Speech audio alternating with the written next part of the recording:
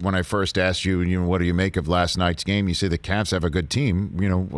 I know they don't have Harden and Kyrie and Durant, which is why we're finally getting around to the team that actually won last night. We're also on the radio in the great state of Ohio.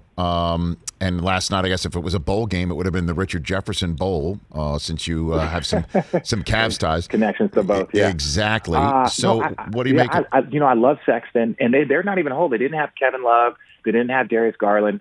But Colin Sexton is such a competitor. You look at, he had blocked shots. He was playing defense. He was making plays. He was distributing. To score 20 points in a row, there's prime players. There are players in their prime, great MVP players that have not done that. And so, he's a very, very talented young guard. I think he's getting better. I still think he needs to learn how to get his teammates involved just a smidge more. And I know I'm being critical for a kid that's averaging 25 points a game, but that raises your team's level. I think J.B. Bickerstaff has done an amazing job. He's finally got an opportunity to coach. He's been an interim head coach in Houston, interim head coach, and then a head coach for 1 year in Memphis. He just never really got the opportunity to have a team, a training camp, and 2 or 3 years of working and developing with talent.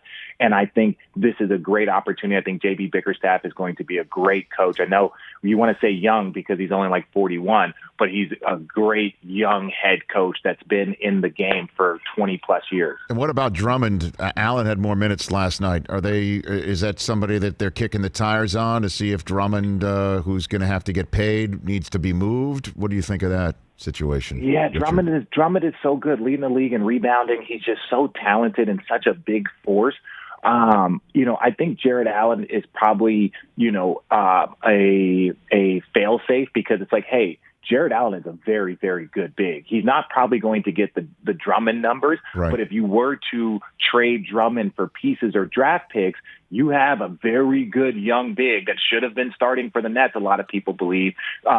You have a very young big that you can, pay probably half the price, but he's got a ton of potential, one of the best shot blockers in the league. So that gives you the leverage to maybe trade Drummond to get some pieces, maybe get some more young talent, especially with Kevin Porter, struggling, with some things there. So you're losing the wing that everyone thought was going to be the future 18, 19 point a game scorer for you.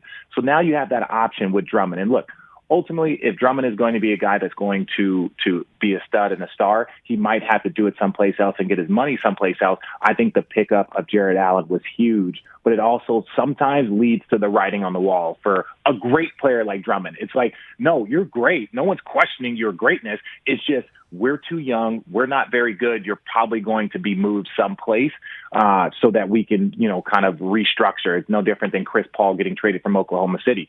It's not that he's not great. It's just we're not going to continue going in this direction, and we'd be wasting your greatness right here, right now. Hey, you watched all the way to the end. Thanks for that. Watch more right here.